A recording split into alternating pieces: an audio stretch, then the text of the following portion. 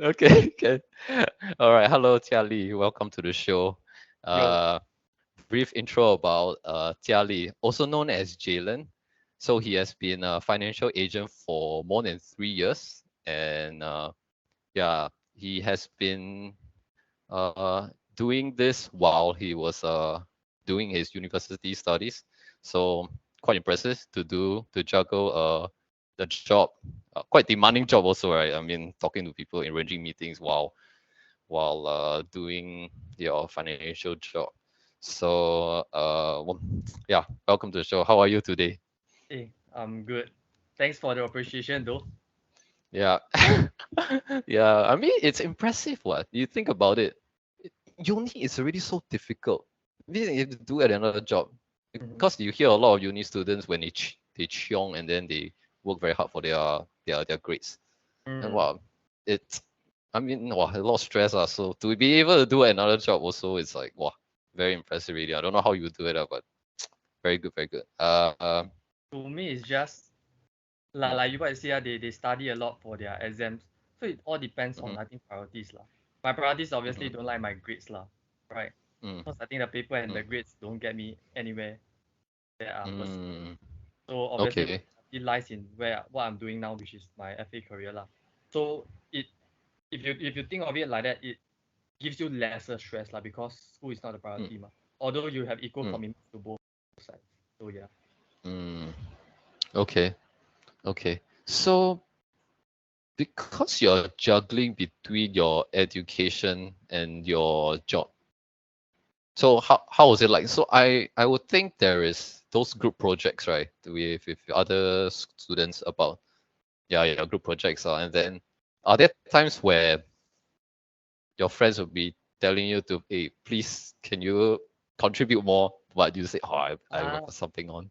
okay. I think I get what you mean. Okay. Yeah. So the thing is, very fortunately, right, I when I enter my uni, right, cause I Mm, enter without knowing anyone one.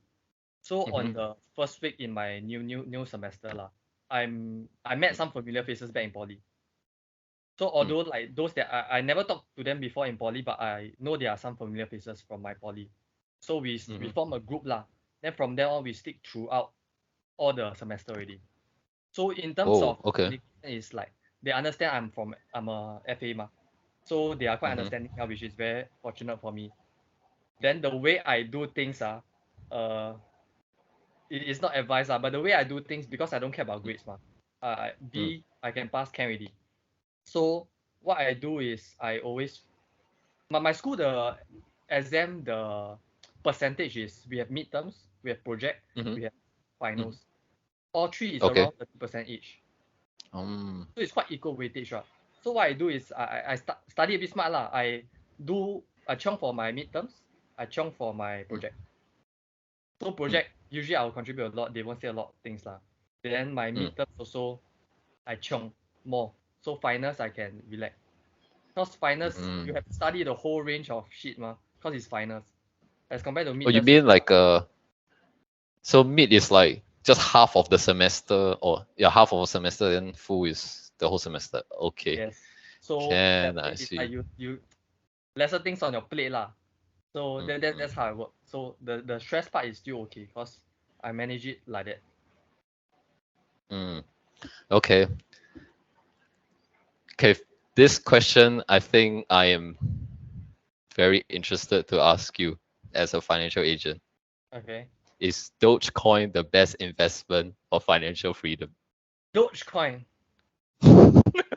Wow. Dogecoin. Okay. What are your thoughts? Dogecoin. Okay. What are my thoughts?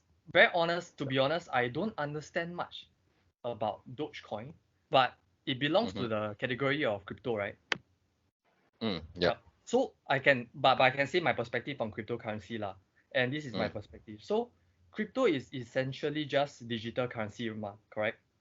mm-hmm. Unlike most other investments, crypto got no underlying asset or intrinsic value one tied to it, Okay. which also means that it's very difficult to value it, correct? Mm-hmm. So like for example, you buy a coin on the market. Yes, correct, it has a price and number attached to it, right? You buy at this price, Mm-hmm. mah. But to be honest, no one really knows what's the real value of it, right? Mm. So the Okay. market value of crypto is sort of based on, I think lah, I personally feel is on supply and demand. So if it's deemed more useful than the other crypto digital currencies, then obviously it drives up the demand for this coin, which ultimately drives up the value and the price of it lah, or whatever. Then of course we got many meme coins which blew up to the moon, and Dogecoin I think for a period was one of them too, right? Mm. So I mean, although all these meme coins were later confirmed to be like utterly and completely useless, lah, correct? But I think it still made a lot of people rich. I agree. I agree. So if And you were to ask me what is the best investment to make, there really isn't any lah, because stocks also have made a lot of people rich. Yeah, forex has made a lot of people rich also. Even investing in your own business, entrepreneurs lah, made a lot of people rich also. So I think the best investment is really one that you have a very, very good understanding for the types of investment you're making. That's one. And you know what are your investment or financial freedom goals are. Because honestly, different investments also serves different purpose actually. Right? okay.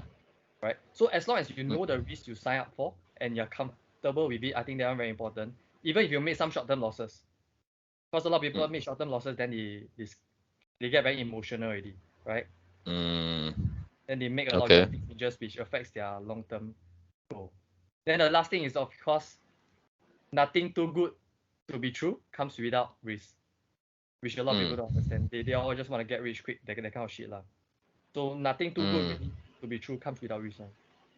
So, and if you're not very well versed with this stuff, of course, seek professional advice lah. Please do. If not, you're just gambling. Essentially just gambling. Yeah, Easy to essentially it's just gamble. gambling, which is to some people is also an investment option. It is? Okay. Because you put down today, either you times 2 or times 3, or you just lose your capital ma. So to some people is investment also, but if you comfortable with the risk, then so be it lor. You know what I mean? Because gambling has made a lot of Okay. people rich also ma. On the topic of money, you have been studying or you have been involved in studying money related items, accountancy, since poly, right? How many years has it now? I think maybe 5 years plus. Yeah. Then I think more than that. okay, more than that. Okay, I'll give you generous 6, 7 years. So you have been involved in this field for quite some time. Yep. After studying and being in this for 6, 7 years, what is your philosophy about money? Has it changed? So let's say when you started, before you started your education on accounting, was there something that you thought about money, and then right now you have a different perspective or view about money? Okay. Actually, if we really talk about money, right, I think I started even before poly.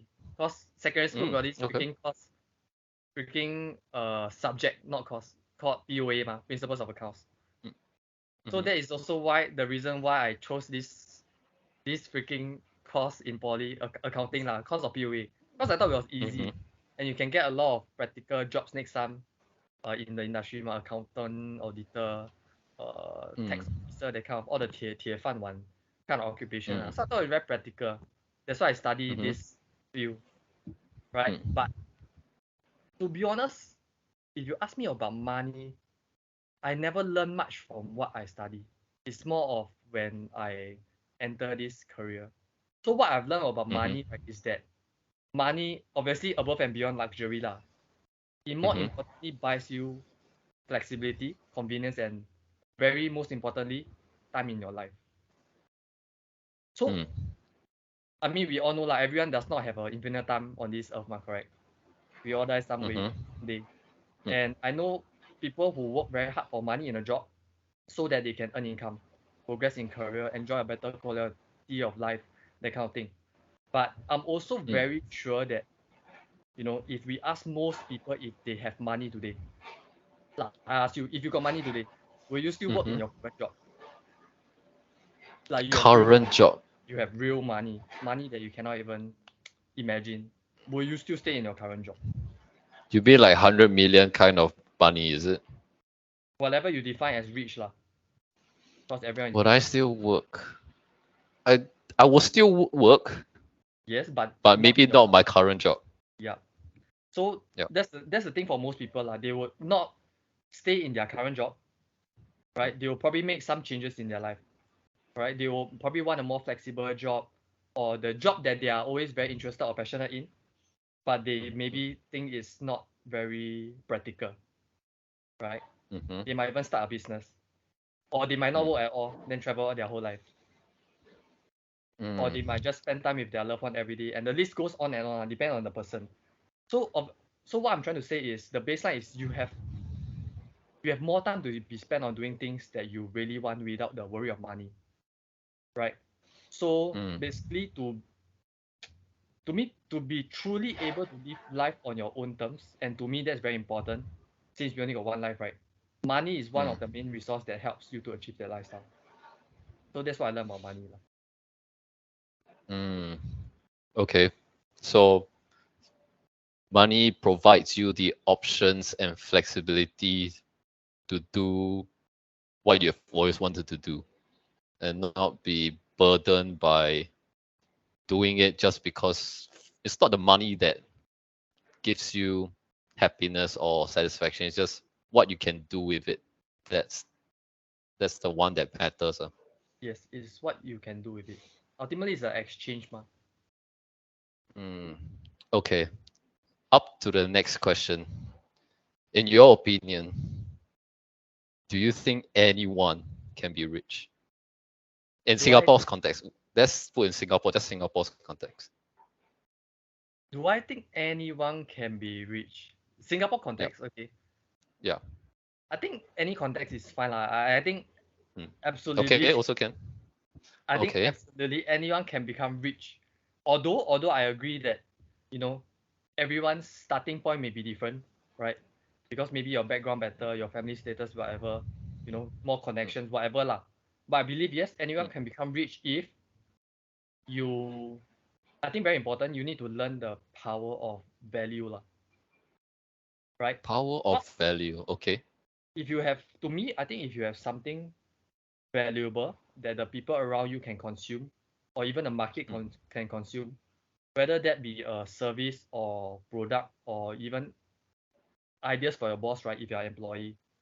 So mm, if you can create that value and others will consume it in return for money. And this really mm, also boils down to being very, very, very, very good or even the best at what you do or specialize in. Because you do not mm, want to be okay at everything, but not the best at mm, something. Right? So I think you have to work to be crazy good at something and offer something that is hard for people to say no at the end of the day. And naturally, mm, you'll get a lot of returns, even more than the value you offer, right? And if someone does this well enough and on a scale large enough, I believe that honestly this can lead to good money lah and make people rich by whatever means that they define as rich, right? But of mm, mm, course, I think the baseline still have to be you have to dedicate you have to be very dedicated about whatever you're doing lah and not quit, right? Because mm, if it's so easy, I think everyone will be rich already. 对 mm. 吗? Because so far, Okay.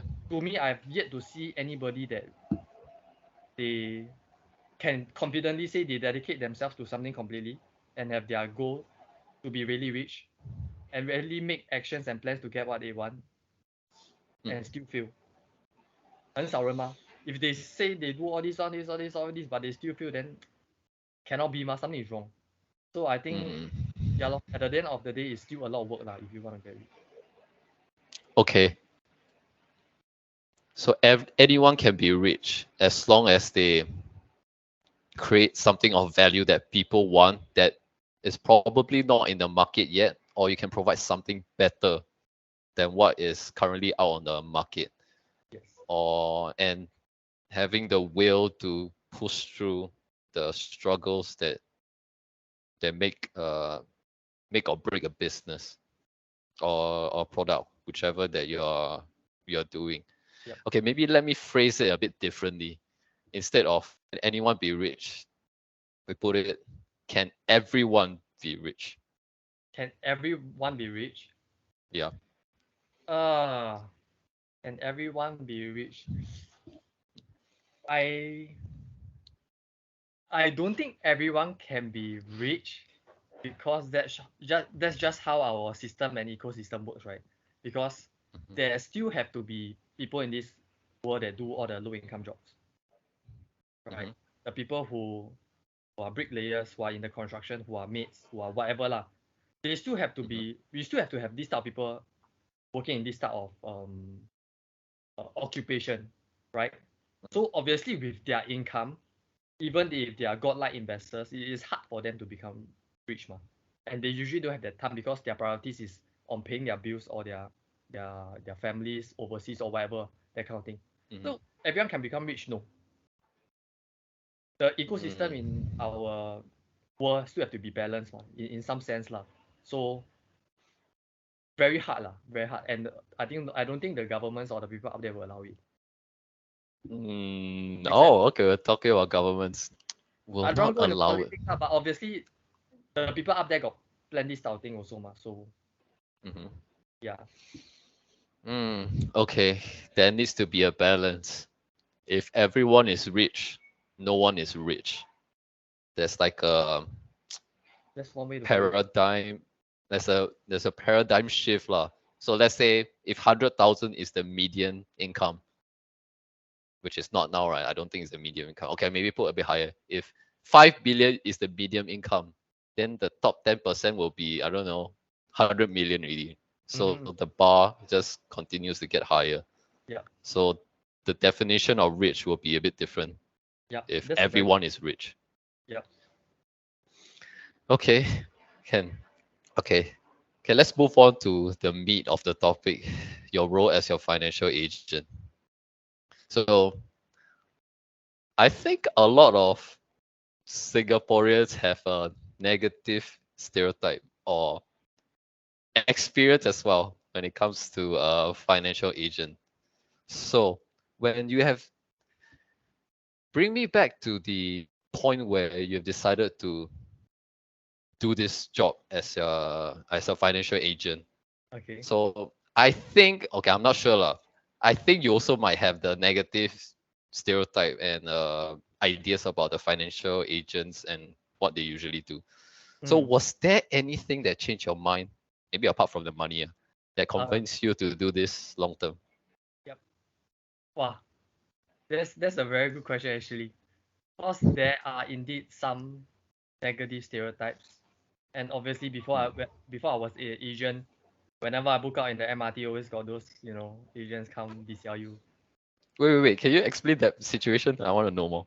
You mean you The never come book out, before, bro? because I was in SCDF, so when I book out, there was no one. I was Maybe lucky you don't enough need book not out lah. to. Maybe now you go into some random mall, I don't know, Paya Lebar, Tampines, you see quite a few. Bona also. Uh, okay. You, Maybe your experience. I want to hear. no What lah, was it's your just experience? basically you get approached by these people and their Mm, approach is maybe a bit fun way lah, a bit unpleasant. So obviously it okay. creates some stereotype, but obviously there's a lot of other factors that contribute to all these negative stereotypes lah. Mm-hmm. So if you ask me why with all these stereotype I still join the industry, I mean apart from money is I'll say remember earlier I mentioned the point on having the ability to live on your own terms is very important, at least to me lah. Okay. Right. So I think that is one of the main reasons why I chose to be an advisor. Mm, Because honestly I have plenty of liberty, right? And flexibility in terms of my time management. How I mm, run my business in terms of sales, networking, meeting people, setting my target audience because I can choose that as well, based on what I specialize in. Marketing myself, recruitment management, career progression, all this is decided by me, ma. It's up to my own terms, mm, right? So mm, I decide all the approach to all this by myself, so I can truly build a business the way mm, I want to, which is for the long term, right? And also mm. I see that the successful advisors in the industry are very well respected. Okay.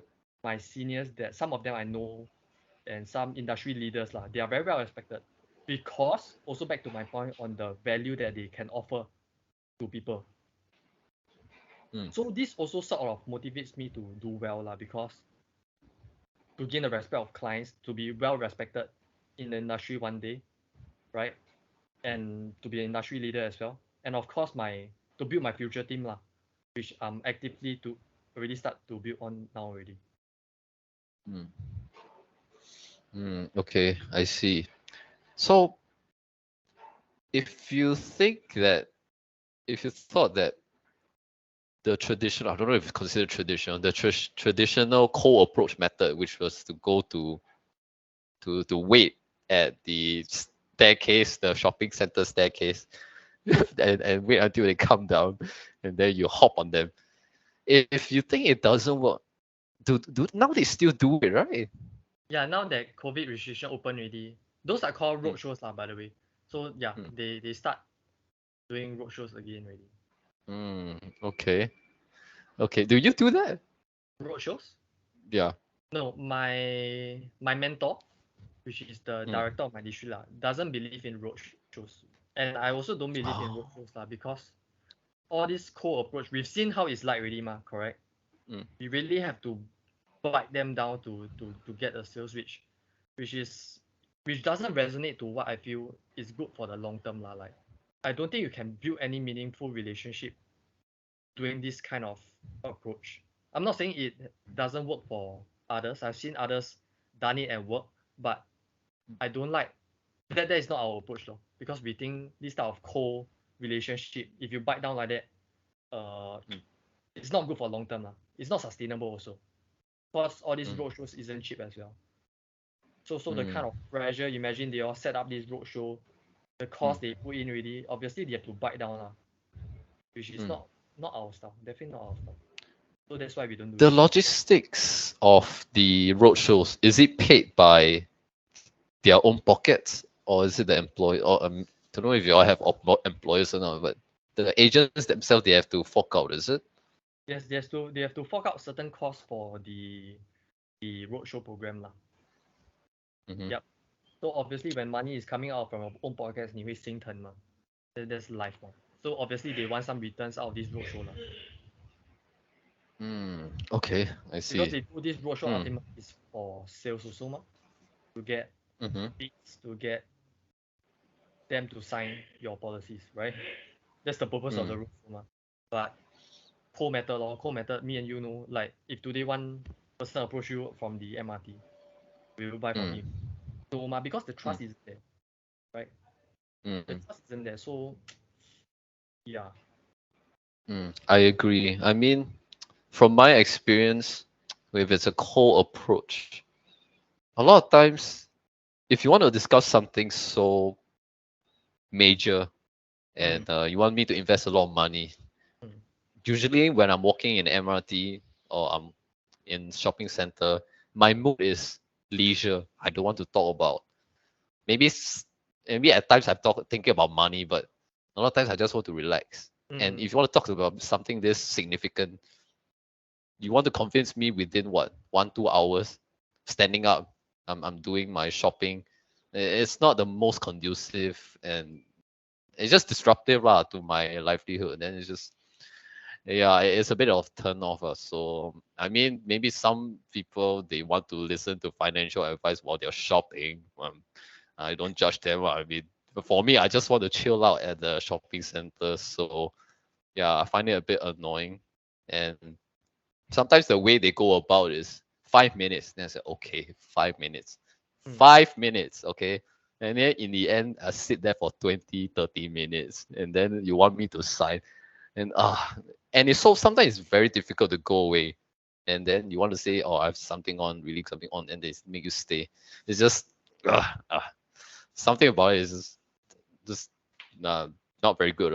Because they really fight you down ma. Or not, the chance of the second meeting is usually very slim one. Like, why would you meet a stranger again? But don't get me wrong, what they say technically, financial planning, that kind of thing, is important ma. But to me, what's more important is how you say it. If I grab you, come sit down in the mall and say it, obviously, no matter whatever, how important you want to say, like how important is the content of your message, right? Can be right, but the way you say it is wrong already, ma. So it kind of kills everything already, right? Okay. And speaking of these agents, the commissions, I would think a lot of people are interested in how the commissions are calculated. Well, are there some plans that give out more commissions? Let's say investment linked policy versus critical illness plan. Are Mm. there mm, are there some plans that agents sell just because it provides more commission than other plans?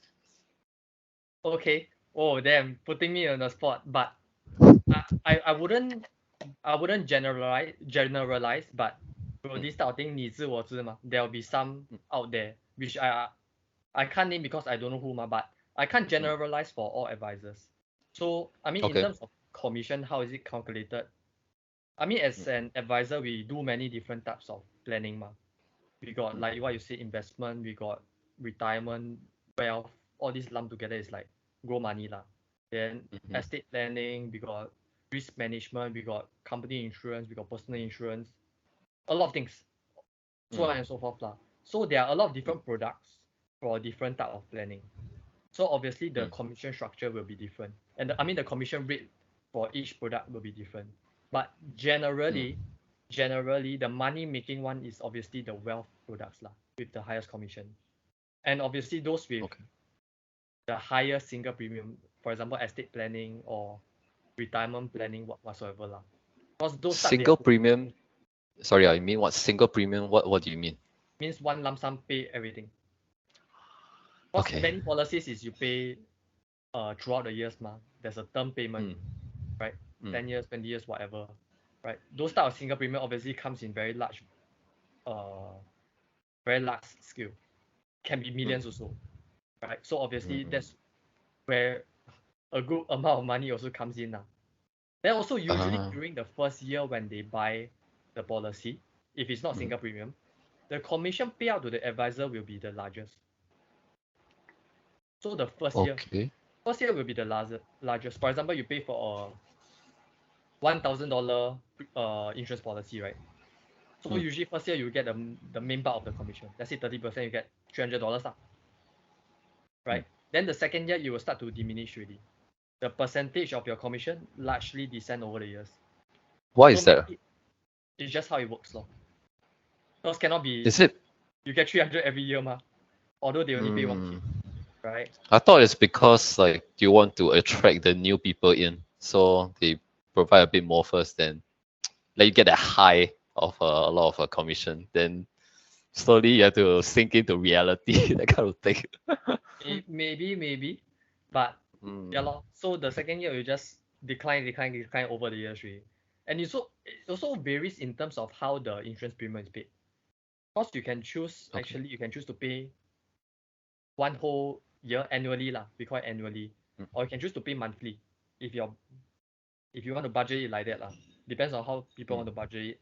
So if you pay annually, you get the commission for the whole year lor. Just one time like mm, that. So let's say the same back to the same example, $1,000 policy. Let's say this product the commission is 30%.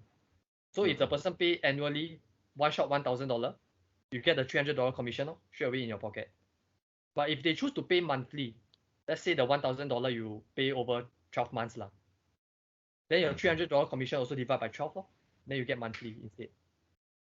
mm. Ah, Okay, I see. mm, Mm.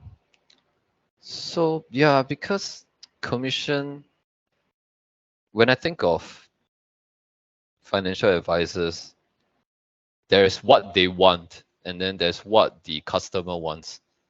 So financial agent wants the highest commission, mm-hmm, to which the customer might not be the best product for them. So mm, there's the interest is a bit of a conflicting.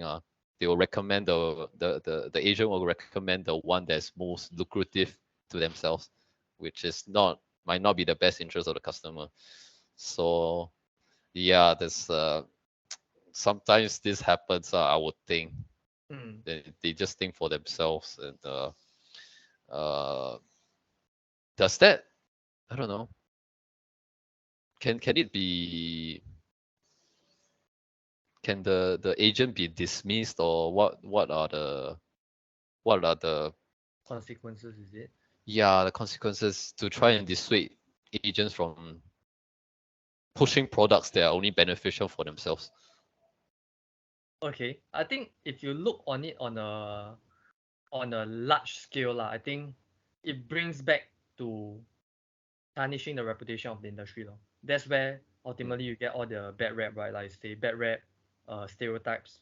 You know, Mm, these kind of actions obviously contributes to all these negative stereotypes lah, which affects mm, the industry as a whole, which mm, which, which sucks lah, but it's like that lah. That's like, but as for personal mm, consequences, I think obviously the first thing is that the advisor should know that he has not acted in the best interest of his client. And mhm, the question today is, if the situation is reversed, right? The most mm, important question to ask himself is, how would have the advisor have felt, and how would he have acted? Correct? If the situation is reversed, somebody recommend you some shit that is not suitable for you, but it's better for his own interest, right? mm, Obviously it sucks. And I believe that one day the client is 一定会知道的.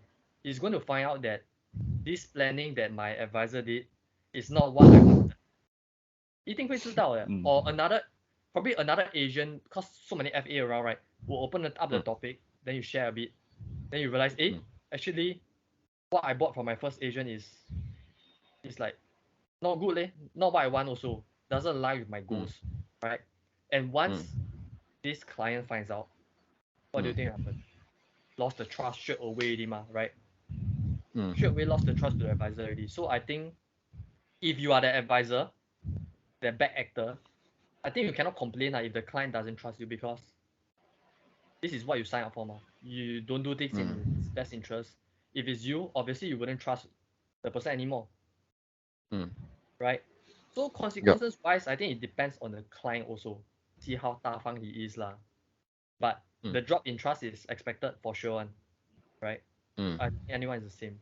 Then I think reputation also, like what I said, bad name to not only the advisor but also the industry. And most importantly is the drop in, I think lah, is the drop in probability that you are going to succeed in the industry. Because if you have this type of mindset, you don't act in the best interest. Whatever you mm, offer is not valuable. Like what I say earlier, value is very important. If you don't have all this, you are mm, going to do. If you are doing this shit like is not good for your clients, and you won't succeed in the long term. Makes sense, right? mm. Okay. Yeah, I wonder if they have a conscious. I don't know if they think they somehow convince themselves that this is the best product for them, even though it's not. And Ah, then yeah, I don't know. Somehow they find a way lah to weasel and then try to make it convenient and say this is good just because it's insurance, it's good. Yeah. actually, I think I got a point to add to that as well. Because some, Mm, right, there are, I know of some advisors that I know they are of good heart. They mean to serve mm, their clients in the best interest one, but it just mm, happens that their mentor or the mhm. team that they join advocate a different way. How so? What do you mean? So maybe the way they plan is not so not so long term lah. I don't want to put it too bluntly, and I don't want to generalize also. I would say their mentor doesn't do the very long term planning or the very valuable planning. So Mm-hmm. obviously you just join the industry, you don't know anything ma, and you will listen to your mentor Mm-hmm. because he's like the teacher, and you seek all your information, most of your information from him ma. So they wouldn't know what the mentor is teaching them is the best or the most Mm, valuable, the best planning for the long term, right? They wouldn't know. You don't know what you don't know ma. So they go out there mm, and they pitch their mentor's method because that's what they know, and mm, it's not good, but they themselves don't know. So there are some cases like that also, which I can't blame. It's more about the mentor. So I think mentor also very plays a very important role in this industry also. You follow the bad mentor, then that's it, lor. I see. Okay. Hmm. Okay, let's talk about something a little more positive. So, in your experience as a financial agent for 3 years, what is something that you unexpectedly enjoy that you didn't think that you would encounter when you first joined? Wow, something unexpected. Wow, there's a lot of unexpected. Hmm. But Maybe talk about the good ones, then maybe there's bad ones. Yeah, the good ones first. okay, I feel the good ones is really the people you meet unexpectedly. You know, Hmm.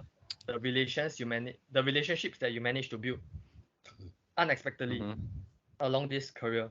It is quite a surprise to me, lah. So there are days that I just get where I get referrals from my clients, right?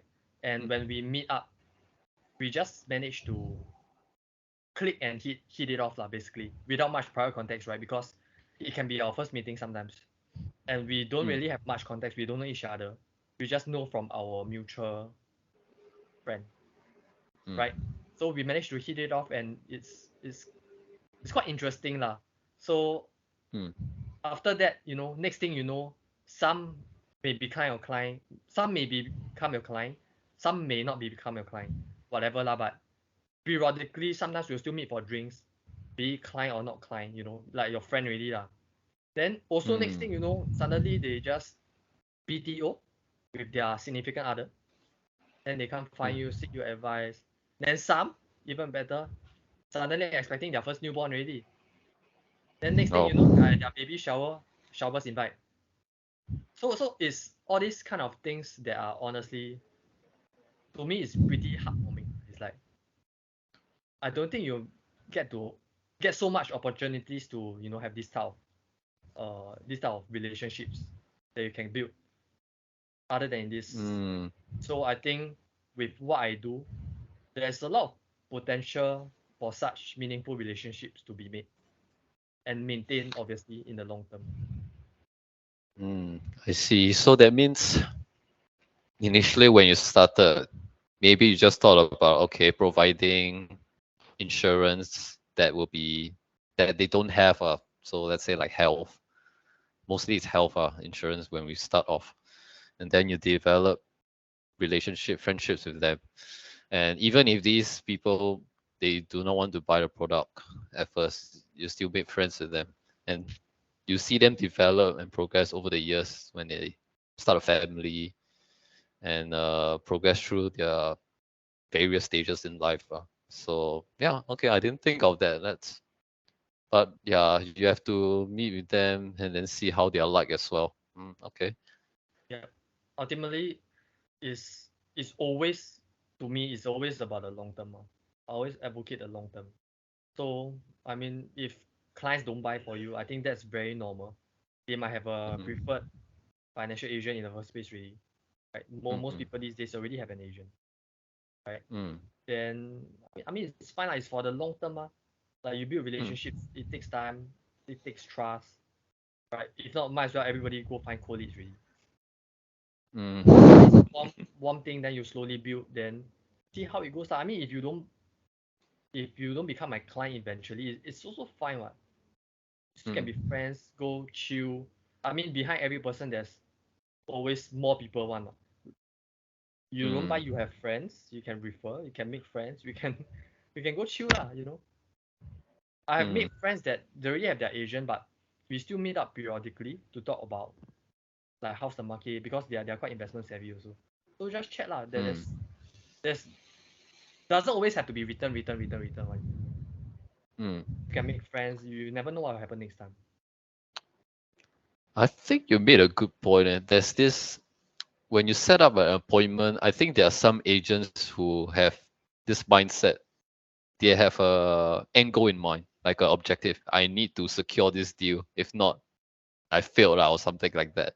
Yep. So the mindset, the fundamentals when they approach the the client is not the best to begin with. So Mm. you're trying to sell, and then there's probably a bit of desperateness or hard selling just because you already set this objective, then I think people can tell. People can Yes, tell if you're hard selling. exactly. And Because then, I think you have been the recipient of all this kind of thing, whereby you sit across Asian, then he start doing his, you know.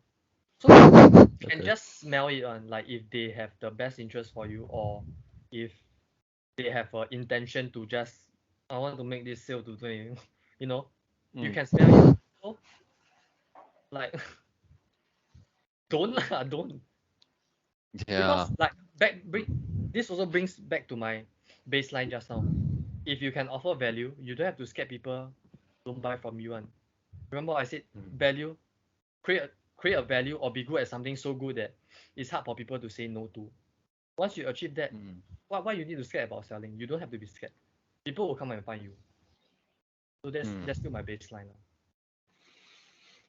I see. Okay. So let's talk about investments lah. Maybe not insurance for now. So there are different types of investments. So there's meme investing, or I don't know, you heard Wall Street bets, right? Wall Street bets. Yep. You've heard, right? Okay. And then there's pump and dump, FTX, crypto millionaires.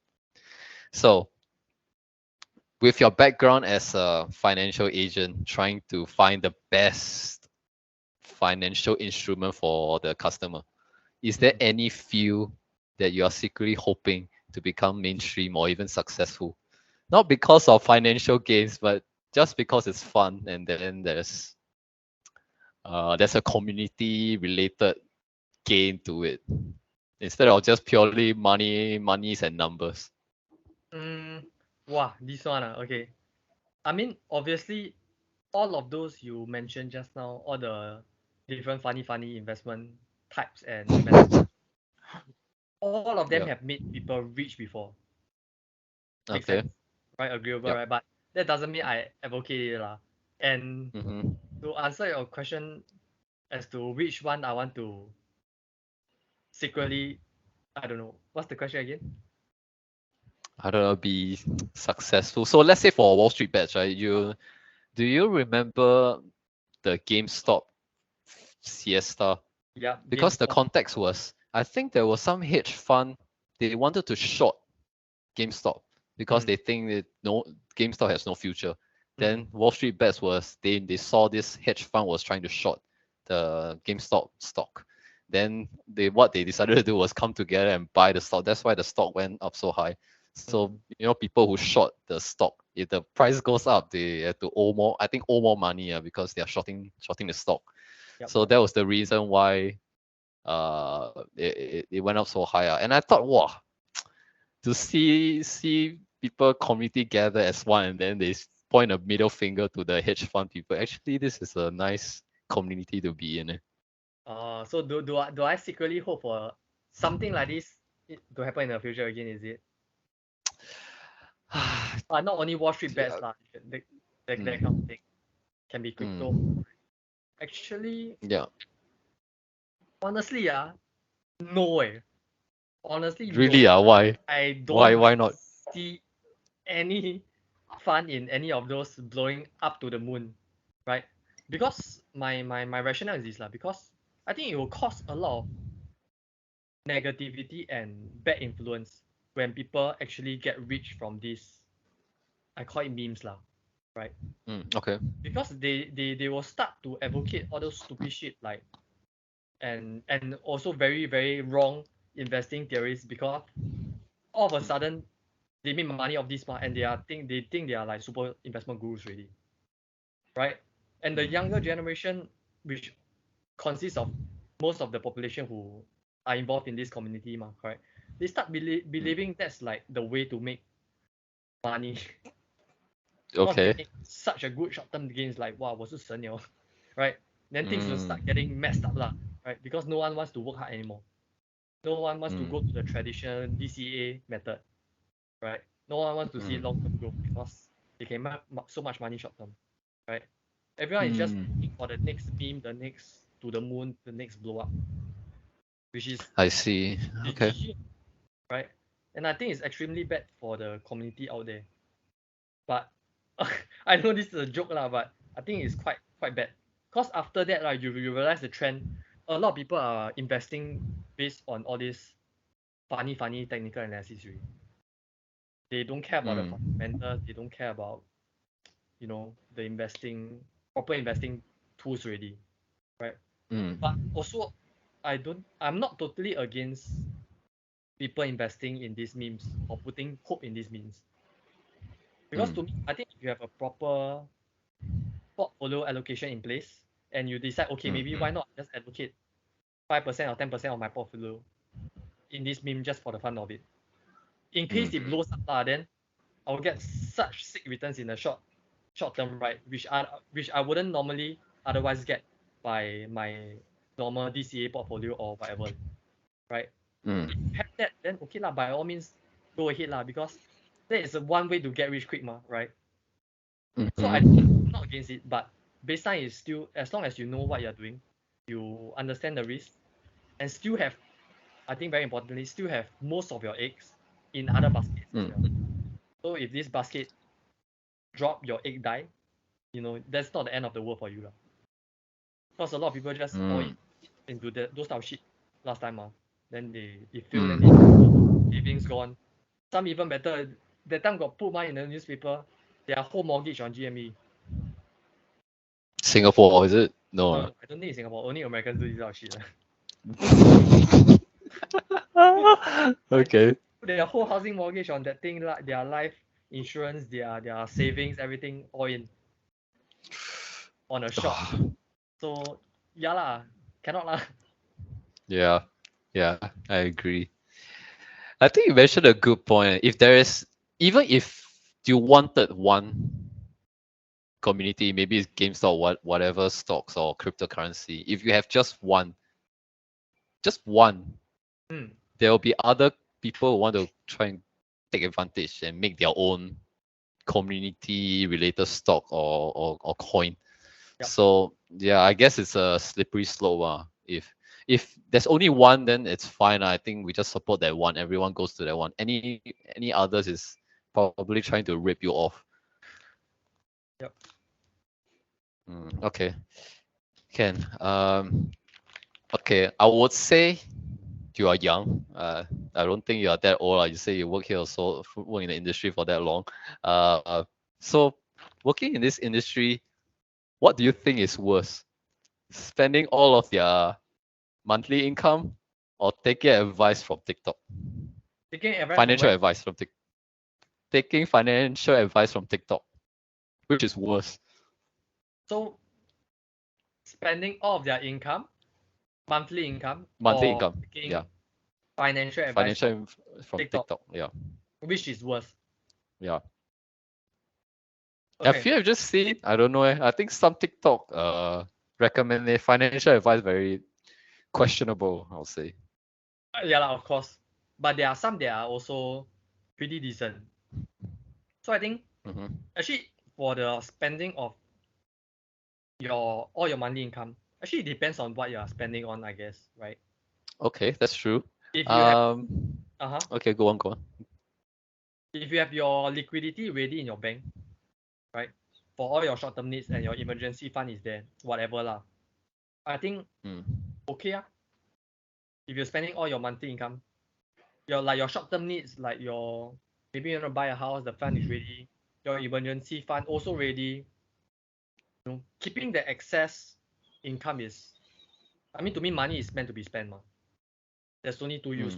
Either you spend the money or you use it to get more money.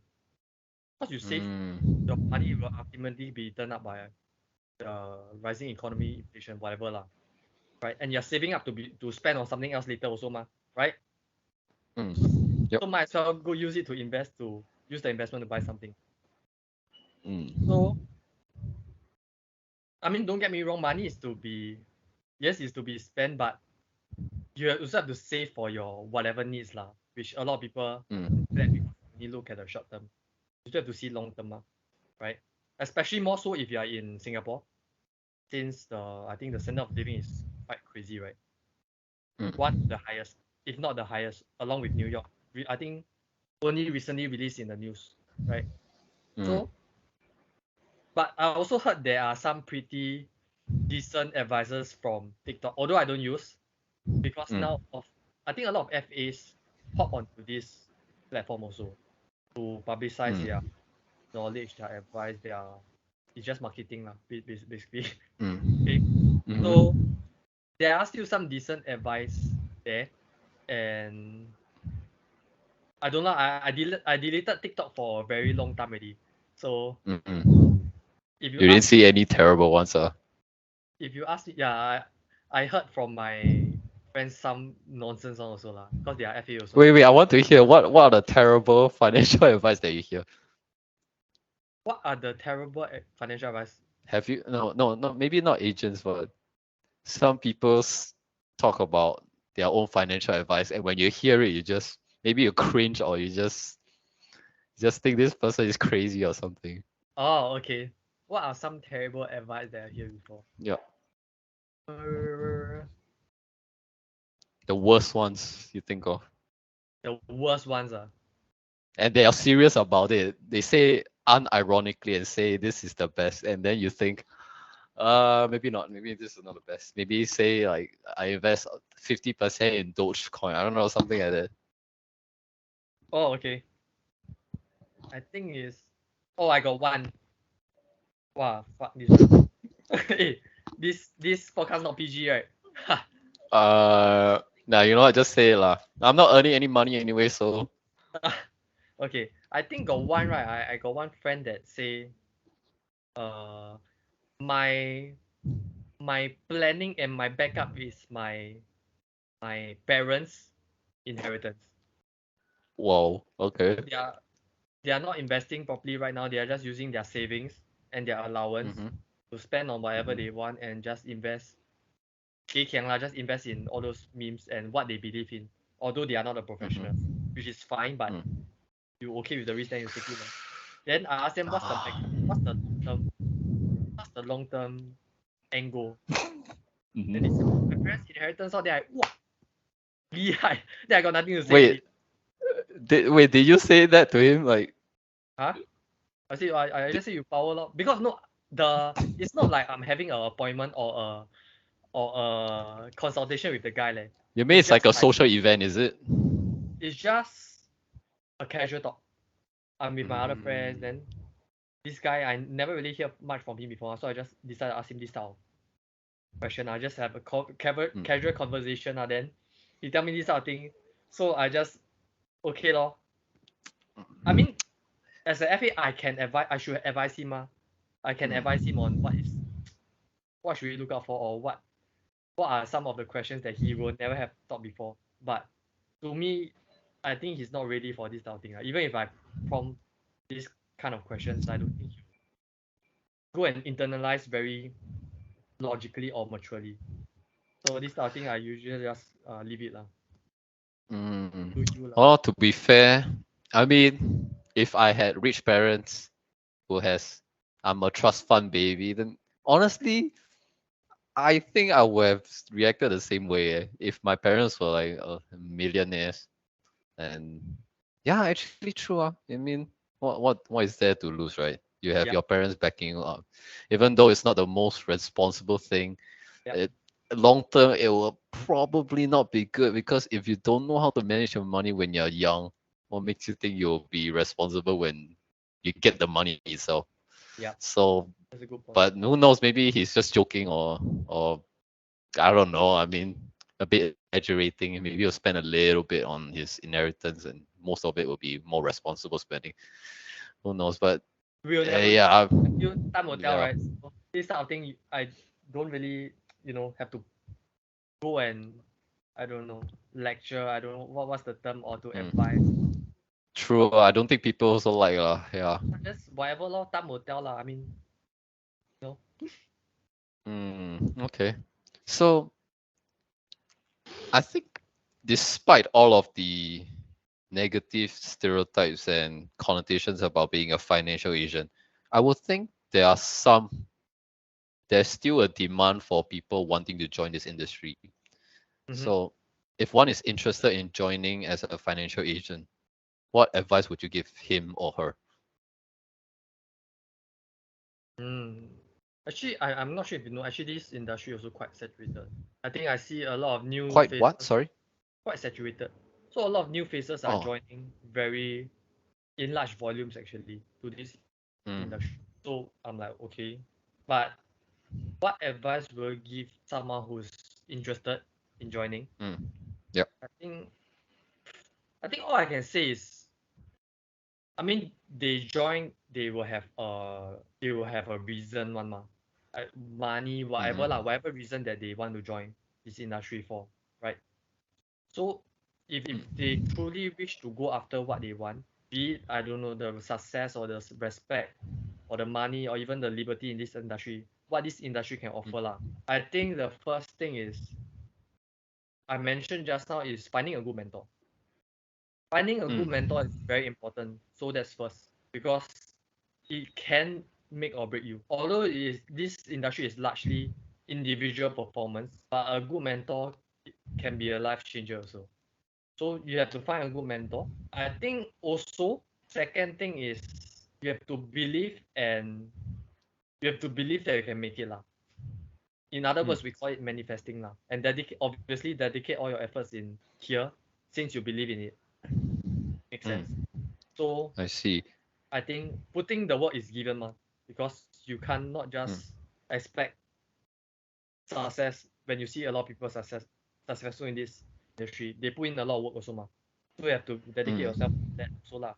Then I think lastly, which is I think one of the most important one is it takes consistency and a lot of patience to get you up there.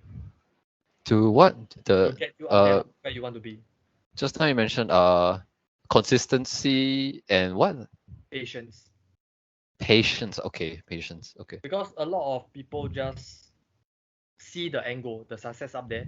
Because a lot of people what MDRT, whatever they deem successful lah, they just see got this type of people exist ma. Then they join in the industry 1-2 years, they expect that already. But I mean you expect that you have to put in the work lah, which is always like that one ma. So you have to put in a lot of consistency and patience lor. Because honestly, yeah lah, a lot of people want good shit fast ma. But I can also say all the good things take time.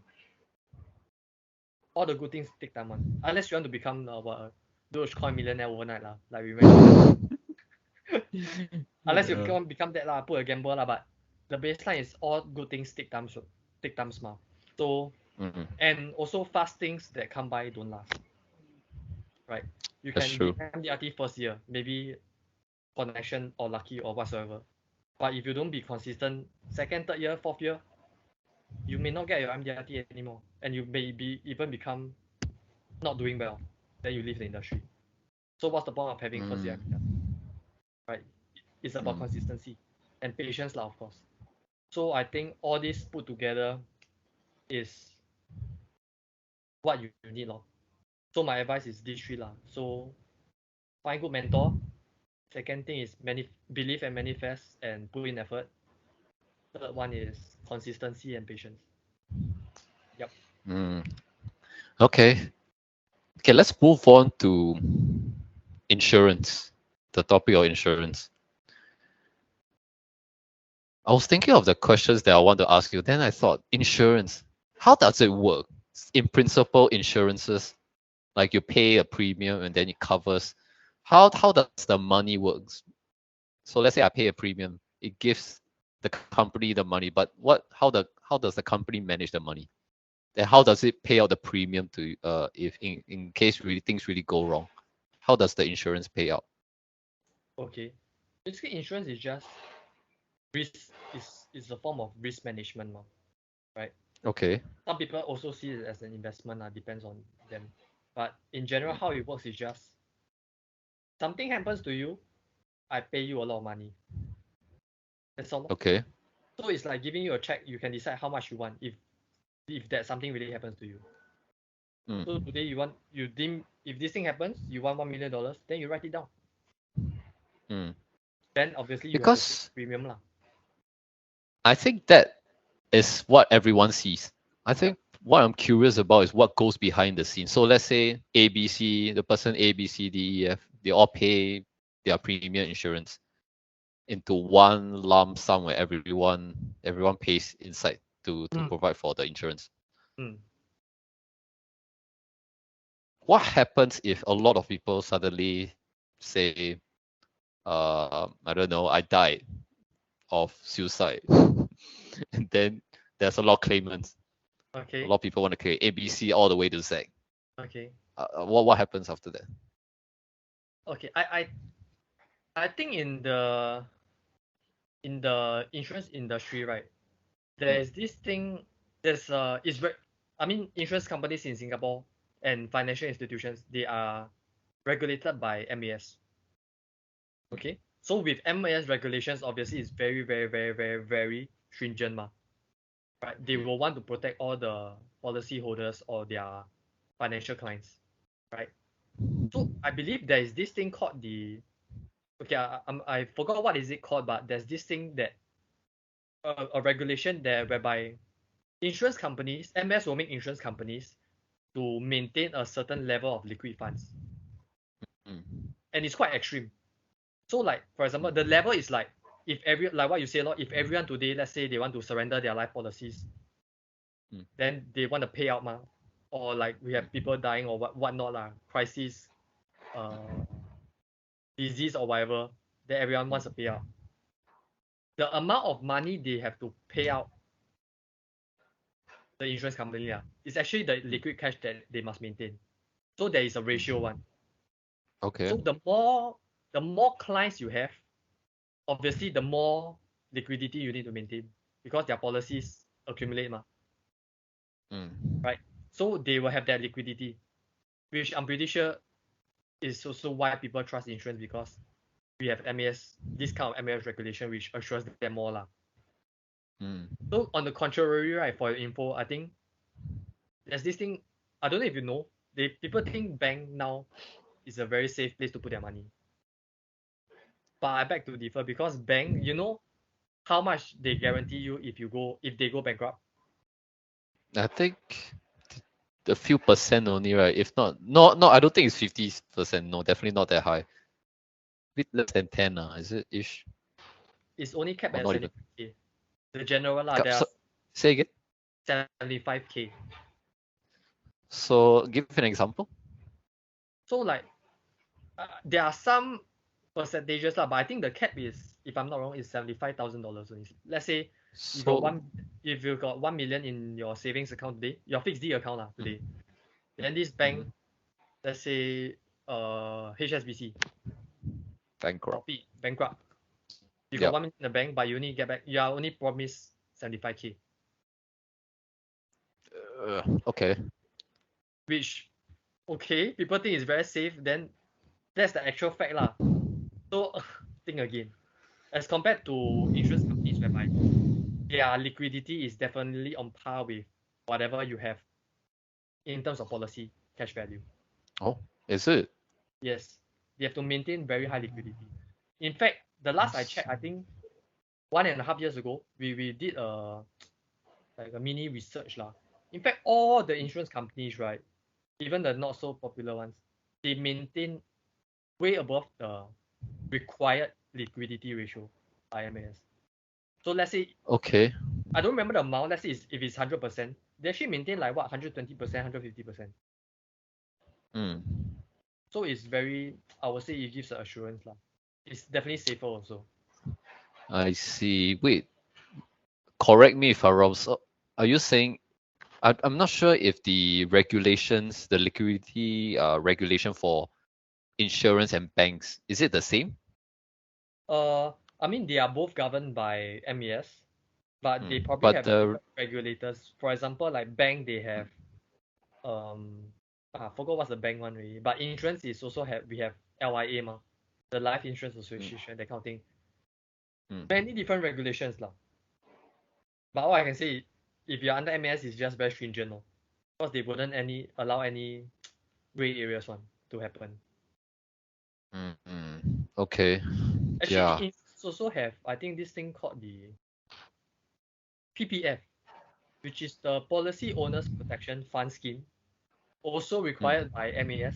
So it's like this thing whereby they provide guaranteed benefits of your life policy, your endowment policy, your annuity policy. Even if the insurance company go bankrupt, they will assure you the cash value. Oh. Yeah. Okay. I think up to a certain Okay. limit, which I think is very high one now. Definitely more than a bank 75K lah. So Okay. Speaking of bank insurances, insurance company going bankrupt, what happens? So let's say I put my investments with or insurances with you guys. Then one day a company goes boom. What happens? Do I get the coverage still, or maybe managed by someone else, another company, or it'll be liquidated, then the money just go back to me? okay. I think what you said just now is we split two part lah. I think got policies and Mm, investment mah. So obviously investment mm, is not guaranteed one. I think if mm, the company goes down, the investment is mm. gone also. Because you know the risk, that's why you sign up for this. Right. Okay. What about But insurance? but insurance, like what I said just now, we have the PPF. So your insurance inside will have money also because it's a financial asset also. The PPF, the Policy Owners Protection Fund Scheme, will provide you the guaranteed benefits of your life insurance policy. Endowment policy also, annuity policy also. So the cash value inside you can get Okay. back. If I'm not wrong, there's a limit, but the limit is pretty high one now. It's in either hundreds of thousands or millions one, I forgot. But there is a Okay. good amount that you can get back as compared to Okay. banks 75K. Like if they really go bankrupt, then it's quite GG. Okay.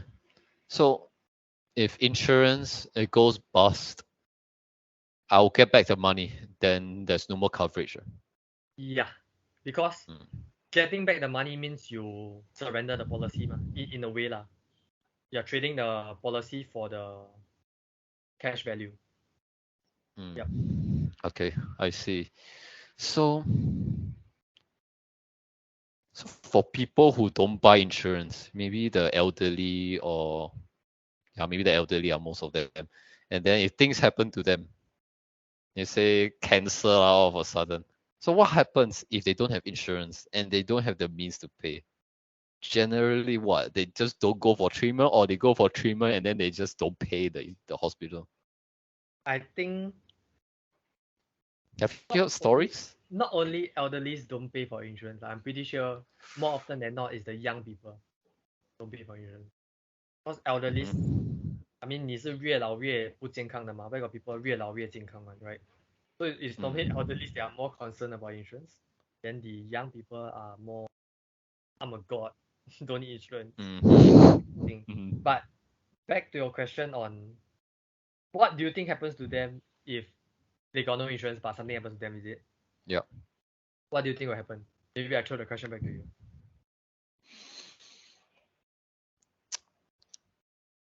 Someone has to pay. Oh, yeah. If not, they will just refuse the treatment, which is, it's like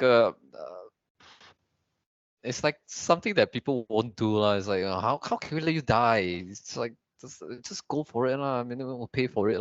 Yeah, I mean, they have to suck it up. The family members who have to fork out their money. I mean, we can't let you die. What? Which Unless I you think, really, yeah, yeah, go on. unless you Yeah. really want. Unless the person really want to die, lah. It's like stage 4 cancer already. It's like, I treat also will die, I don't treat also will die, then screw it lah. But I think the more gray areas one are the stage 1, stage 2 lor. Yeah. Yeah, I think you mentioned a super good point which is the part where they know they will get sick. I mean, it's a matter of time eventually. They know they will get sick. Then their mindset is, I sick, I won't self responsible law, right? I pay with whatever I have. If not enough, then don't seek treatment or that kind of thing. But Mm. honestly speaking, like if let's say their child today say like that to them, like you're the parent, your child like I say to you, then your child sick, you will really let him don't seek treatment, and even if you no money pay, you still try whatever you can to help him, right? So in the end, it's always the people around you that suffer if you don't have the capability to pay for it yourself, right? Mm. And my question is, 何必呢? Right? Huh? Say again? it's like happy, you know, why you have to do this type of thing, Oh. right? Mm. A very selfish move towards both yourself and your family, right? Mm. But obviously, why people still choose like that? Because they are still healthy. where got Mm. where got people healthy then will think of, I mean have lah. I mean if you think long term, people have plan early. But normally, generally, people healthy they don't think of themselves being sick one more, right? So Mm. that's probably the reason why some people still choose not to get insurance. Or yeah lah, they haven't seen it yet. When they actually see it, Mm. obviously they will buy lah. But you cannot buy it, it's too late. Mm. Right? Because I insurance see. is bought with health ma. It's not bought with money. Even if you are the richest person or not, tell me you got condition, you also can't get insurance. No matter how rich you are. Mm. Not with health, not well. Yeah. Yeah, then what happens if the family members also really poor, no money? Then wow, what happens? I always thought, yeah, I don't know what's the, it's like a blank after that. Like you Everyone consider your options, right? There's like a dead end. Then like what happens? Have you heard of any stories? obviously if you know you got no money but you need to seek treatment, you will still go, like your parents suddenly stroke or what, but then you know you got no money, but you still send them to hospital ma. So what happens after Mhm. that is I think the bill, if you really cannot pay, there is some sort of government help one. There's this shit, I don't know what is it called, but government will still help to try to help you in some way. Then but because they will Mm. assess why you really cannot pay lah, or if you really cannot pay. They not charity ma, they Mm. want well one. So they will do some Mm. assessment. Then if you really cannot, I think there will be some form of help one. Mm. But same thing back to my question, happy now. Why you want to go to that extent, right? Mm. Okay, I see. So government is not that ruthless, not that, still got a bit of welfare lah. Just they don't want to, not very generous with it, Is it? I would think that's a good thing lah. I mean, if like that, then if that's the case, everyone wouldn't buy insurance, right? Mm-hmm. So it's in the government's interest to encourage people to buy insurance so that people will take care of themselves and then take contingencies and not always rely on the government. Which Yeah. actually they do, because yeah, I think the last sentence you say is the one that maybe tickle them a bit. They don't want people to rely on the government. So obviously they recommend people to, because if you really cannot, the government need to help you one right? Where got leave you to die. Mm-hmm. So Mm. they actually recommend people to still buy their own personal insurance actually. If you see at the MediShield, Mm-hmm. I mean if you see the government's website, they will still recommend one actually. Even though they offer basic coverage to all Singaporeans and PR right? Mm. But you still need more because they don't want you to rely.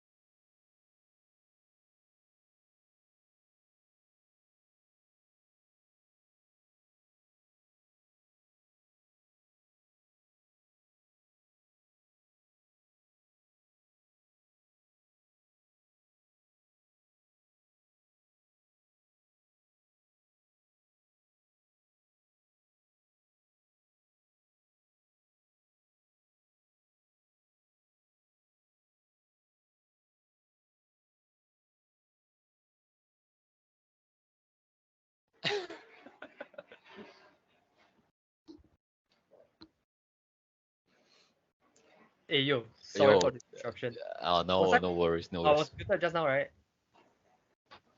Yeah, yes, you are. Yes. What were we Where did I saying? stop? I forgot already. The government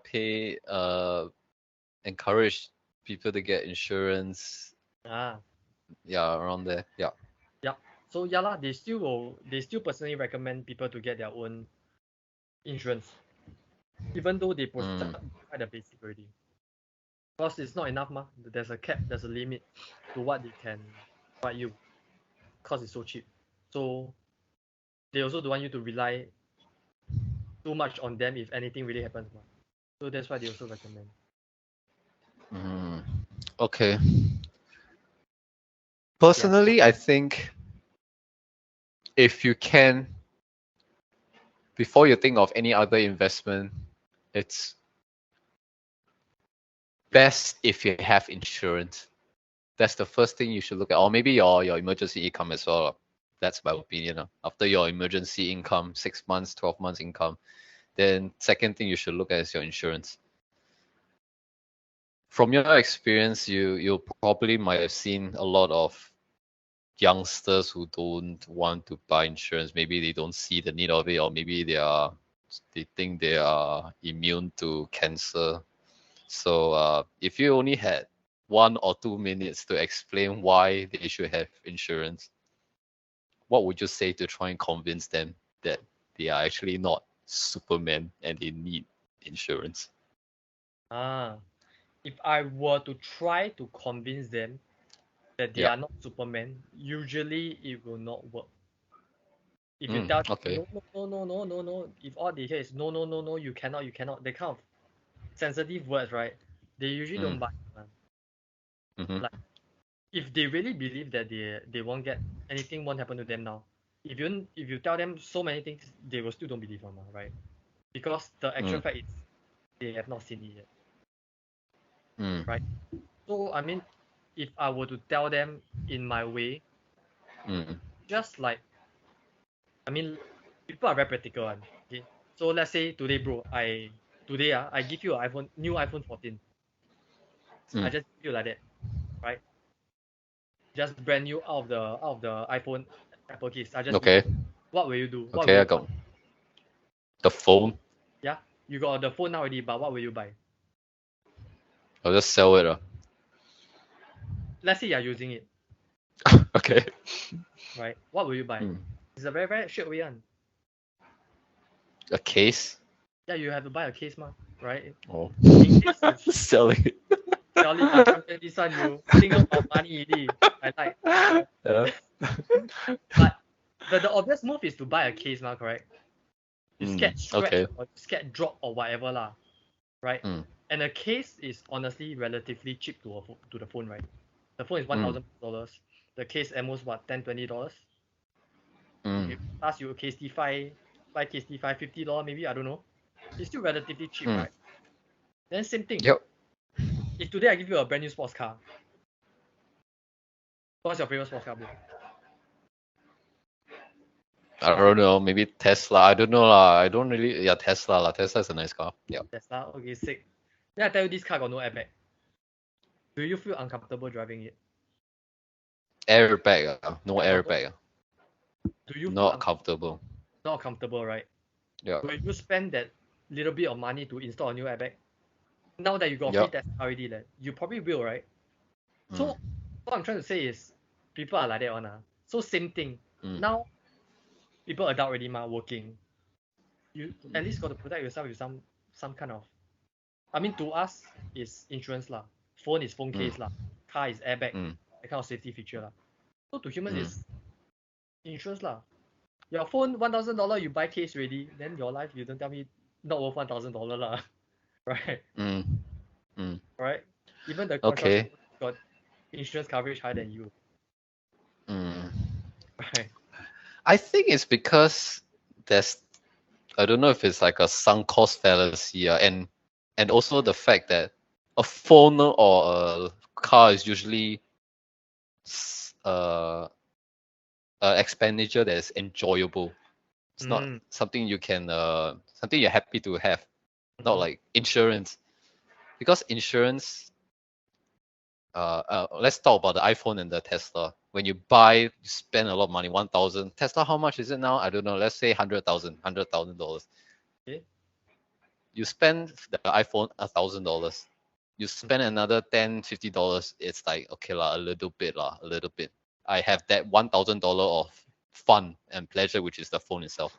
Yep. As for Tesla, 100,000, what's another $100, right? I already Of spent airbag, 100,000, yeah. right? Yeah, airbag. So it's like, yeah, can a little bit. As Mm. for insurance, it's not the thing that you buy insurance that, yes, I'm gonna enjoy my insurance because it's fun. Not like your Tesla and your Apple phone, right? So, and then it's like every month you have to pay also. Mm-hmm. Now, I'm not saying, I'm not arguing against your point. I think Yeah, insurance yeah. everyone should buy. It's just, I think it's because insurance is like no one wants to think about it. No one Mm-hmm. wants to buy. I think everyone wants to buy. If they have the choice, they also don't want to buy. Yeah. It's like a chore kind of thing. Mm. So my take is, I mean, you will know my take because I do my planning with you also. That's why you Mm-hmm. start to plan on your insurance as well, right? So my Mm. take is actually got 2 points. First thing is, right, people say they don't enjoy insurance because they can't. It's like nobody really enjoy insurance benefit, ma. So Mm-hmm. I tweak the question around. Mm. Today you buy insurance, do you want to enjoy the benefit or not? You enjoy the benefit meaning you claim meaning something happened to you. So do you want it? Nobody will say yes, correct? Right? I buy for Mm. CI today. Yes, I want to enjoy my benefit. Okay lah, you go get CI lah. Mm-hmm. I Right? think it's It because. just doesn't make sense. Mm. Cause Mm. to me it's just like it's a phone case. In case you get scratched, you drop the phone. Which you've seen it happen. A lot of people seen it happen, right? And a lot of people maybe Mm. experience themselves also. Their phone gonna scratch or drop then spoil. Right? Mm. That's why they buy phone case. Then I mean humans is the same. We've seen other people get sick. The statistic is there. Cancer 1 in 4, Mm. right? Everything is there. It's just that they don't believe it that they will happen. They don't believe something will happen to them lah, at the moment. Mm. So that's why they don't buy. But it's still something that needs to be. It's to me it's a commodity. I need to have one, right? Mm. Because even if you don't claim it, you will still want it, ma. It's like an airbag, Mm. right? It's not every day you bang a car, but Mm. you will still want to have it to feel comfortable. Mm. I mean, if you don't have it, then something happens to you, then they will know lah. Which I don't need to even say anything already because they will suddenly become the insurance expert already. Tell me how important insurance is. If they kena something, usually it's like that one, correct? When something happens to them, Mm. then they will start advocating or believing life is like that one. That's why 人都是一样的嘛. But when they something Mm. happens to them, same thing lah. Back to my baseline, you can't get it anymore. 你求我也是不可以给你的 cause they just cannot. Mm. Right? You got health condition already, how I insure you? You got money, Mm. you back me or whatever, also cannot. Then it's too late already lah.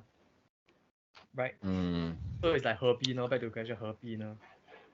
Mm. Yeah. I That's my see. take lah. So we talk about customers, right? Okay, we talk about the negative stereotypes of for financial agents. How a lot of people like to bash financial agents. All they want is my money. All they also never take interest of my own needs. What about the other side where the customers are the ones being how do I put this, Karens or not very pleasant to the agents themselves? Are there any such stories? Customers being a Karen. Yeah. Okay, Karen, I would say, yeah, like not very nice, very Mm. demanding or not very pleasant, very just because you pay $50 of insurance, They expect a lot they of shit. think you owe them, yeah, they think you owe them their life or something. Okay. I think that's a good point because to me actually, customers being a Karen to me, so far don't have. Mm. I don't know if it's because of the way I work because I approach. I only do warm people. Basically, people I know and referrals, right? So there Mhm. will be have some context. They will have some sort of relationship really with them.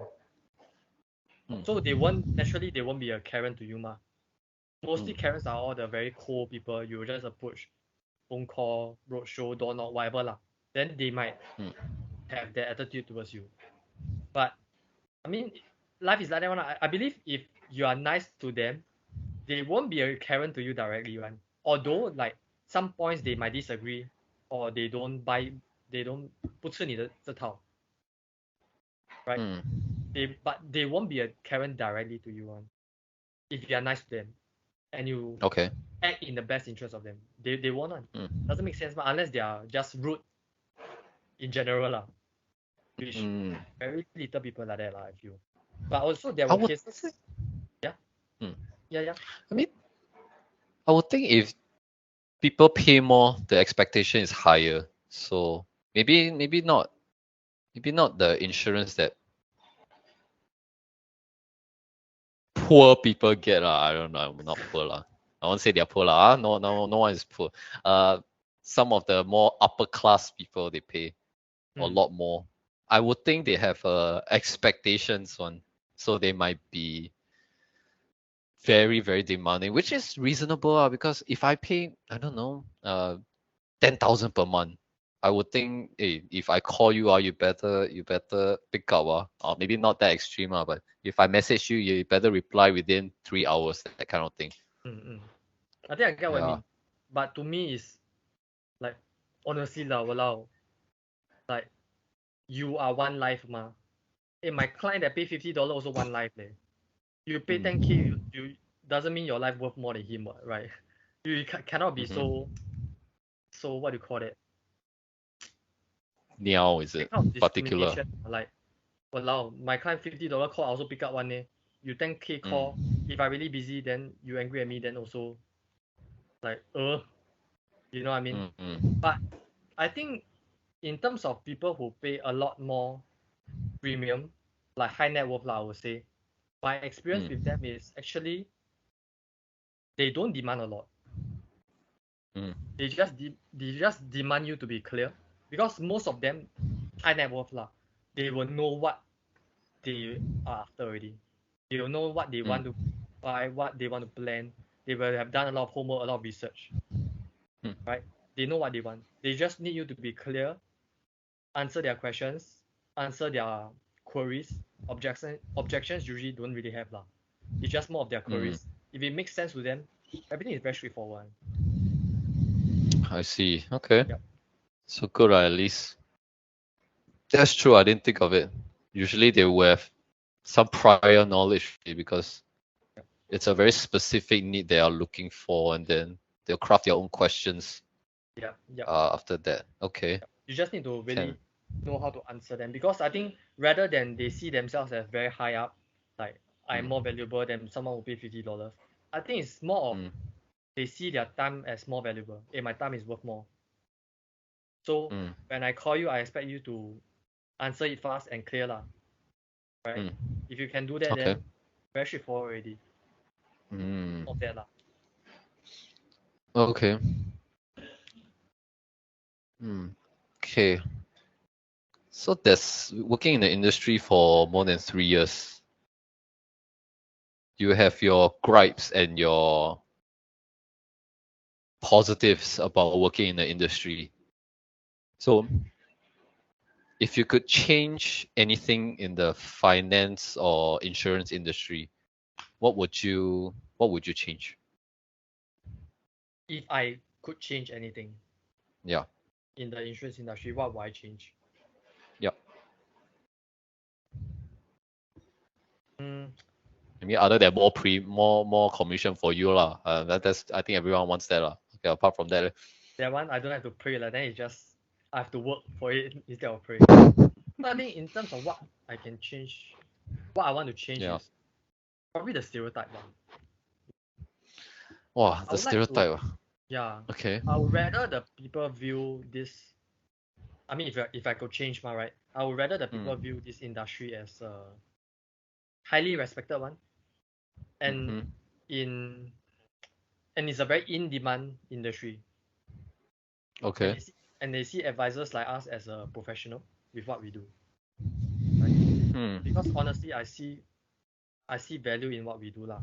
That's why I joined right? And with the different specializations we have, right? Everyone is specialized in different things. So the case really should be people come to us to seek professional advice one. Instead of we going out there, hey, please buy insurance. Cannot be the case one. That's why the stereotype is formed. Because we lack the professionalism. There's a lack of professionalism lah, that people view of this industry, right? But I can't generalize and say for all, but this is what I feel also. But obviously there needs to be a lot of work done also lah for advisors in this industry, right? You need to learn more. You definitely need to know more than your client to provide value. There's no point in telling them what they already know, right? You have to provide more. That's why we say value ma. And for each advisor out there, I feel, yeah lor, the stereotype is what I want to change in this industry. Okay. Yeah. I think it's difficult to build. Difficult to build trust, and you can build the trust over a few years. All it takes is that one prick who will just ruin all your reputation, all your 5 years of work building trust, and then just take one day, one bad interaction, and it's all gone.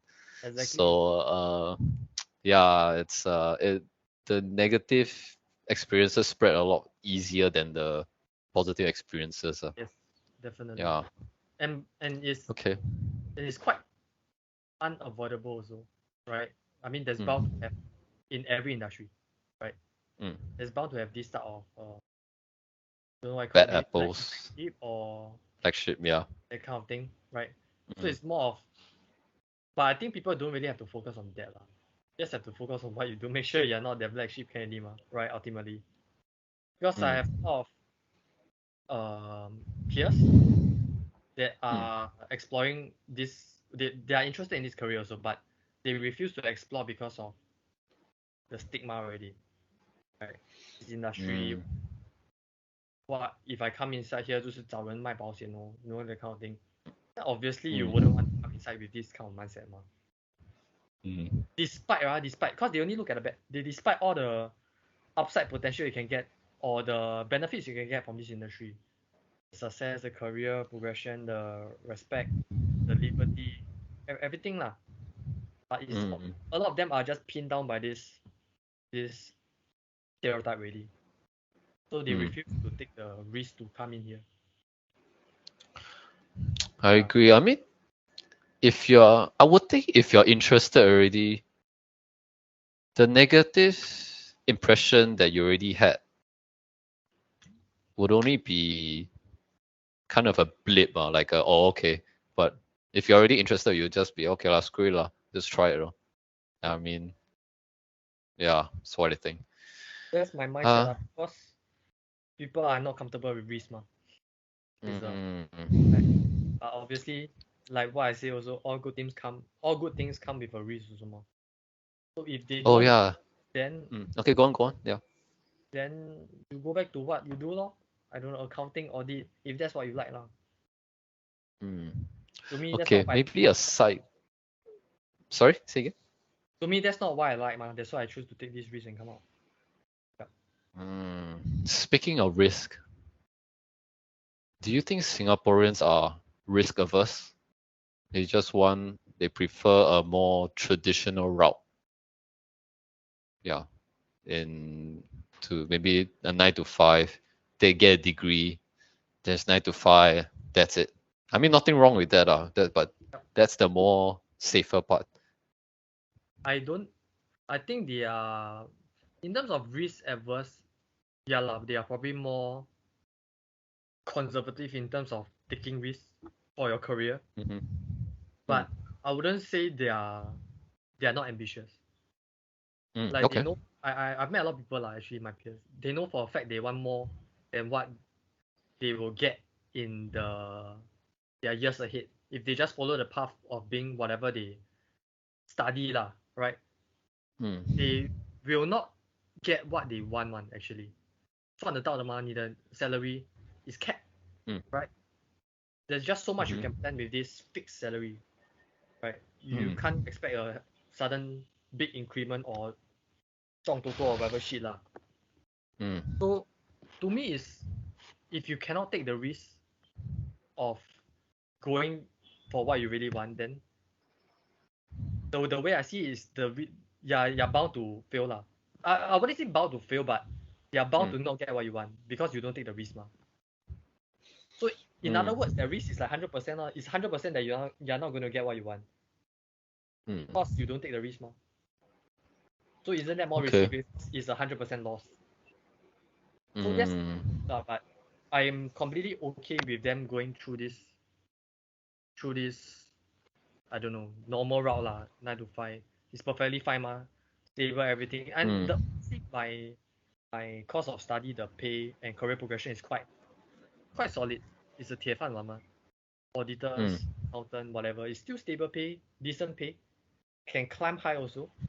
You can use the experience into finance sector also, where pretty good money is also made. So it's fine lah. It's really see what they want. So a lot of them Yeah. they want the office life ma, but they want this industry is like that ma. Right. They bound by the office life law. I think you mentioned a good point. They might be risk averse. That doesn't mean they are not ambitious. Yeah. Okay. Because someone who doesn't take a lot of risk can still be very driven to do well at their jobs or something else. Okay. Okay. Okay, last two questions. A bit of fun questions. So in your period of your life, in your 20s right now, what aspects of life do you see that gives you hope about the future? What aspects of life do I see give me Give you hope about the future? hope about the future? Gives me hope. What do you mean? Yep. Can you elaborate a bit? Okay lah. Some people can be very, I don't know, typical is the word. Sounds very offensive. Say like family. Family gives them hope. They see their future. They think of their future, and then why they look forward to the future is because of their family. Some people can be a bit more one-off thing. They saw this, I don't know, poor kids. They just helping a elderly cross the street. Something as trivial as that. When they saw that, they just their thoughts or their impressions of their future became a lot more positive. It can be something as simple as that. Like So events lah. yeah, make them more optimistic about the future. So yeah, I guess those two are the examples. Maybe just think of the first thing on top of your head lah. Something about hopeful about the future. I think for me, because maybe I'm a more I would say I'm a more practical person. Not so much emotional trigger by is Okay.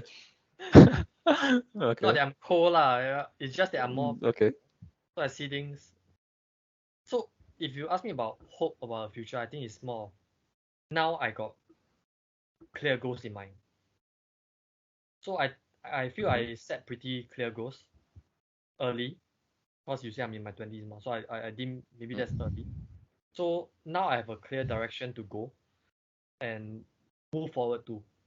And I think that is what gives me hope lah. Because if I know for a fact that if I stay on course, stay on this direction, I'll get to where I want lah. I mean, with that in mind, I think it will give anyone hope. If they have a clear direction and knowing that if they stay on course, they will get to where they want. I mean, I think that's quite a good definition of hope lah, if you ask me. Okay. It's not Okay, supposed to that's sound good. deep. It's not supposed to sound very deep or like very philosophical, but I think it makes sense, ma. If today you manage to set a clear goal and you got the direction you want, and you somehow believe and know that if you stay on this course, you will get to where you want, I think that's quite hopeful, no man?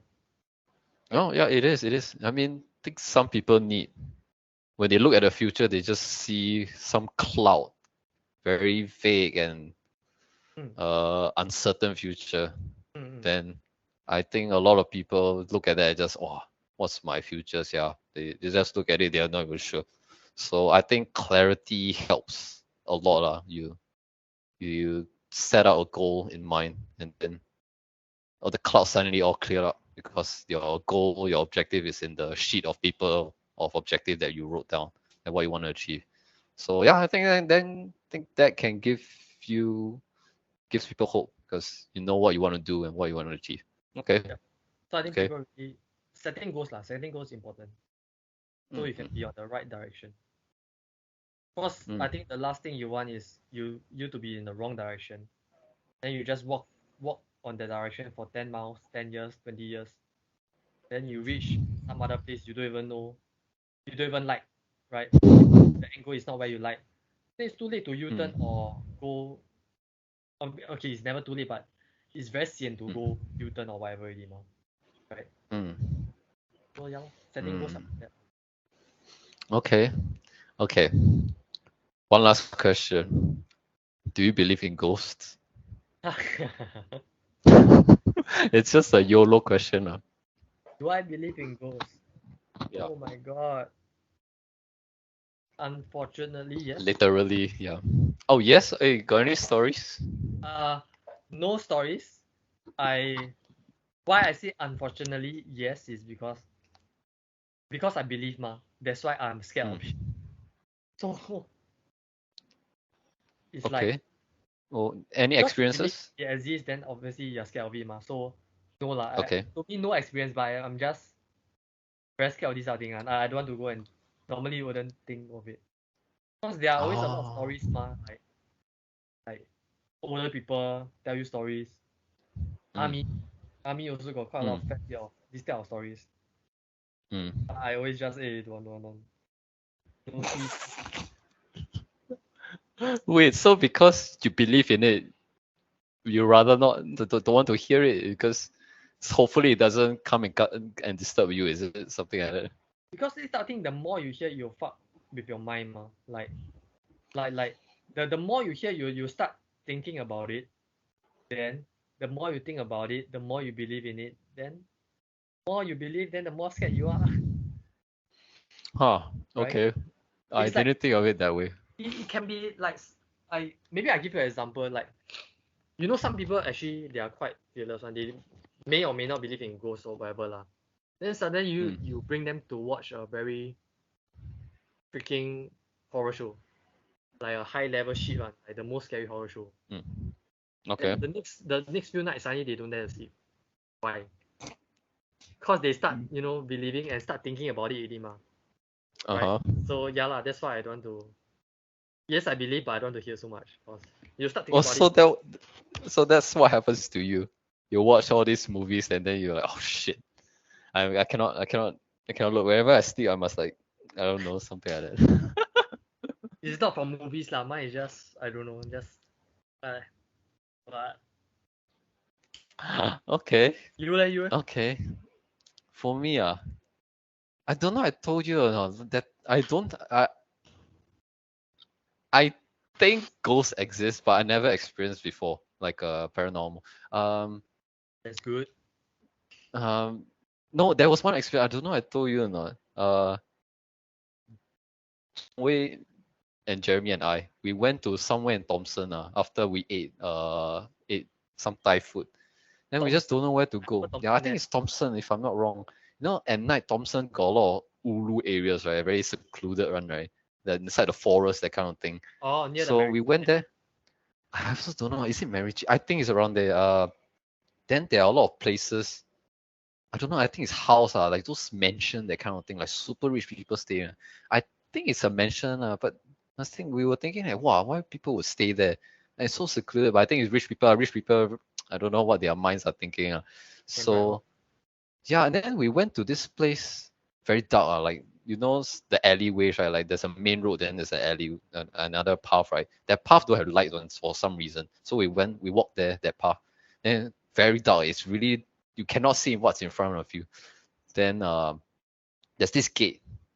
You know, for countries they have a logo, right? Like Singapore is two lions. Is it two lions? Then in the middle is the star and the crescent. I don't know what country is that, but it's probably some Southeast Asian one, like Burma or Myanmar. I don't know which country, but the gate is, I think, was open. Then there's a house. You need to walk maybe 2 minutes to reach the house. The gate But is the open. gate, sorry, The gate is open. the gate I think was open. Then Oh, we were like, should we go in or not? Go and check it out. But it was so dark. Then we were like a bit scared lah. Then when we got closer to the door, right? Then my feet, I think I felt like, chill. if there's a lot of bees or insects flying around, right? Then you feel like tingly sensation on your feet. Then at first I thought, yeah, maybe it's just bees. I just ignore it because you're like, a bit in the moment, or you just don't want to think about it. Then it was until I think Jeremy or Chang Wei, one of them said it first. Like, hey, do you all feel something on your legs? Or like a lot of bees or something? And I was like, yeah, I also feel. Then Chang Wei also said, yeah, I also feel. Then we all ran out. You all just run out. then we, yeah, the feeling is like the poke, like a lot prickly feeling, but a lot. It's like, yeah, like ants when you come out to your feet, then they bite, right? It's something like that. But it's more like internal bite. So you feel it from the inside, not from the outside. So, or static lah. I don't know what the kind of is. Maybe a mix of Might it, or eat, mix might- both. Yeah, so then we don't know if it's like security protocol or not. Maybe they send some wave or some shock wave, or then we all felt it. But it's very weird lah. Then I think we went outside. Then we went back. We went back just to like What- see what- it's really, yeah, we just see maybe it's just we're all crazy or not. Then Okay. Jeremy, I think it's Jeremy felt it, but I haven't felt it. I think I didn't felt it at all. Then Jeremy felt it, and then we were like, okay, nah, don't come back. Yeah, that was our experience. I don't know if it's paranormal. It could be explained, like it could be like a shock wave, that kind of thing, or like a electricity like jolt, static, like I don't think that kind of place got the kind of high-tech security stuff. So I don't know lah. It's just what we felt lah. But it was But- that was the most ghostly experience I had. If that we all was feel one. like chilly and not like cold, sudden cold there, or that kind of thing. No, no. At least because we were also into moment, we was just like, wow, I cannot see, yeah. We really cannot. It's very dark, so we had to use the flash, the phone's flash, so But yeah, cold. What the hell are y'all doing there? I just don't know. Night out, then y'all go just walk. No, we went to, at first we parked at some, government, I think it was police. Police got some club, some social club. Then there you can park the car. So we parked there. After that, we just walk aimlessly. Then we went there for some reason because it looked very strange. Why this path no light one? Then we just go inside and check it out. Yeah. Power, yeah. Ghost or not, I don't know lah. But that was our experience. They all are Yeah. almost in the car. Maybe not a car also like one person stay also scared. Yeah, I wouldn't go alone. I mean, I'm the kind that I want to know more. I want to explore, but I'm not alone. I won't go alone. Yeah. So yeah, that's the ghost story. So maybe don't talk about it. Maybe it doesn't exist. Don't talk about it. So it don't exist. You believe also lah. I don't know. It's like the kind that you want to believe until you actually don't, because you already experienced it. It's like, be careful what you wish for, that kind of thing, Oh, okay, yeah, I get what you mean. Yeah, it's like maybe like a very small experience one, like tap twice to say yes, something like that. Okay lah, not so bad. That one not so scary lah. I don't know, stuff like that lah. So, but yeah, I don't know. Still like in between, no. But I'm just interested. I see what others people have, what stories people have. Yeah. Yeah, I think that's all lah. Thanks, Jia Li, for sharing your stories, financial agent, and your opinions about money and the investments. So, how can people? This is my first Sorry? podcast also, yeah. I've never done a Oh, podcast. is it? Hey? Yeah, I've never done a podcast. Okay. You did. Zoom meetings and Q&A, whatnot, seminars lah, but podcast, no, first time. Quite similar lah. Yeah, I would say just giving your opinions. Yeah.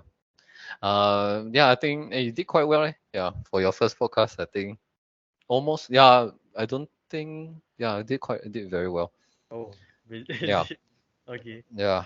It's just a conversation, basically. Don't want you to prepare that much, and yeah, I think you did very well. What was the Yeah. question So originally asking just now, the question? sorry. What's the question that you wanted to ask me just now?